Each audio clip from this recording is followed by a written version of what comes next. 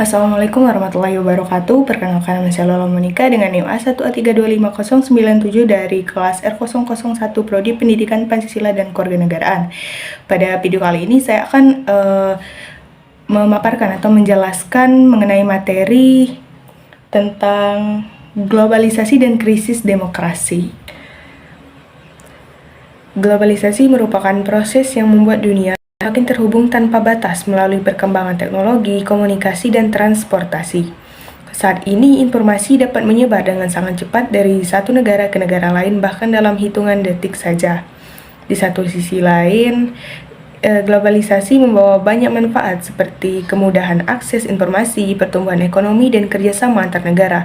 Namun di sisi lain juga globalisasi juga menimbulkan berbagai tantangan. Salah satunya adalah munculnya krisis dalam sistem demokrasi. Krisis demokrasi ini bisa terlihat dari menurunnya kepercayaan masyarakat terhadap pemerintah, meningkatnya konflik politik, serta munculnya berbagai bentuk ketidakadilan dalam proses demokrasi. Jadi teman-teman, globalisasi adalah proses integrasi dunia yang ditandai dengan meningkatnya hubungan antar negara dalam bidang ekonomi, politik, budaya, dan teknologi. Dalam kajian ilmu politik, globalisasi dapat dipahami sebagai fenomena yang mempercepat arus informasi dan memperluas pengaruh global terhadap kebijakan dalam suatu negara. Globalisasi membuat batas-batas negara itu menjadi semakin kabur, sehingga apa yang terjadi di satu negara dapat dengan mudah mempengaruhi negara lainnya.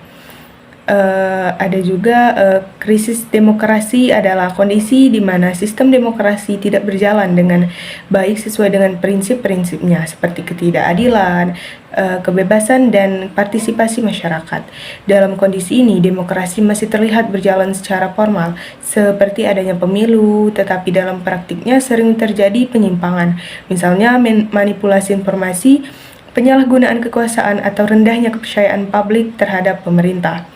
Krisis demokrasi ini menunjukkan bahwa demokrasi tidak hanya soal prosedur, tetapi juga soal kualitas pelaksanaannya. Selanjutnya, hubungan globalisasi dan krisis demokrasi. Globalisasi memiliki hubungan yang sangat erat dengan krisis demokrasi. Hal ini karena globalisasi itu dapat mempengaruhi cara masyarakat berpikir, berinteraksi, dan berpartisipasi dalam politik. Salah satu pengaruh terbesar dari globalisasi adalah perkembangan teknologi informasi, terutama media sosial. Informasi yang menyebar dengan cepat memang memberikan kemudahan, tetapi juga membuka peluang bagi penyebaran hoaks atau berita palsu. Akibatnya, masyarakat sering menerima informasi yang tidak benar dan sulit membedakan fakta dengan opini. Hal ini dapat mempengaruhi pilihan politik masyarakat dan merusak kualitas demokrasi. Selanjutnya ada penyebab krisis demokrasi di era globalisasi. Yang pertama yaitu penyebaran informasi yang tidak terkontrol. Globalisasi membuat informasi dapat diakses dengan sangat mudah, namun tidak semua informasi yang beredar itu benar. Banyak berita palsu atau hoax yang sengaja dibuat untuk mempengaruhi opini publik.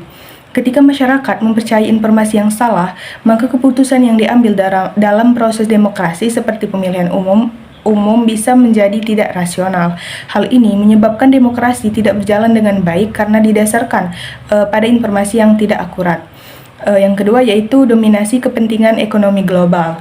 Dalam era globalisasi, kekuatan ekonomi global seringkali memiliki pengaruh besar terhadap kebijakan suatu negara.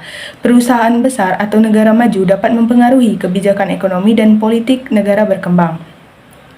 Akibatnya, kebijakan yang diambil tidak selalu mencerminkan kepentingan rakyat, tetapi lebih menguntungkan pihak tertentu. Hal ini dapat mengurangi kualitas demokrasi karena keputusan tidak sepenuhnya berasal dari kehendak rakyat. Yang ketiga yaitu menurunnya kepercayaan terhadap pemerintah. Globalisasi membuat masyarakat lebih kritis karena memiliki akses luas terhadap informasi. Namun di sisi lain, masyarakat juga menjadi lebih mudah kehilangan kepercayaan terhadap pemerintah, terutama jika sering terjadi kasus korupsi atau penyalahgunaan kekuasaan.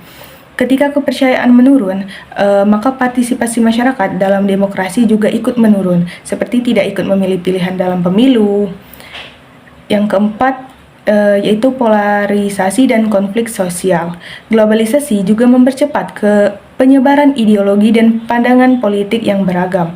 Hal ini bisa memperkaya demokrasi, tetapi juga dapat menimbulkan polarisasi, yaitu kondisi di mana masyarakat terpecah menjadi kelompok-kelompok yang saling bertentangan.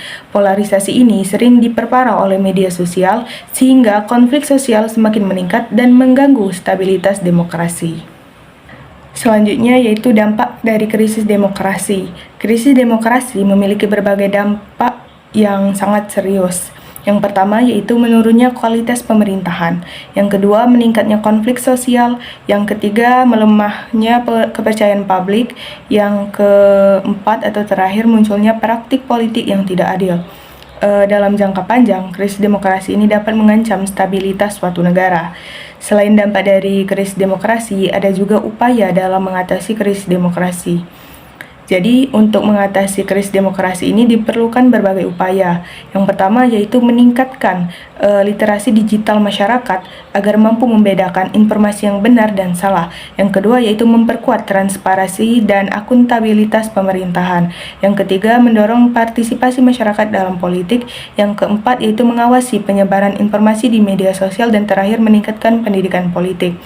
Jadi upaya-upaya ini penting agar demokrasi itu dapat berjalan dengan lebih sehat dan berkualitas. Jadi dapat disimpulkan bahwa globalisasi membawa dampak yang sangat besar terhadap kehidupan manusia, termasuk dalam sistem demokrasi. Meskipun memberikan banyak manfaat, globalisasi juga dapat memicu krisis demokrasi jika tidak dikelola dengan baik. Oleh karena itu, diperlukan kesadaran dan kerjasama dari semua pihak untuk menjaga kualitas demokrasi agar tetap berjalan sesuai dengan prinsip-prinsip yang seharusnya. Mungkin itu saja pemaparan dari saya. Mohon maaf apabila terdapat banyak kesalahan kata dan informasi dalam penyampaian yang saya sampaikan. Saya akhiri dengan wabillahi taufik wal hidayah. Wassalamualaikum warahmatullahi wabarakatuh.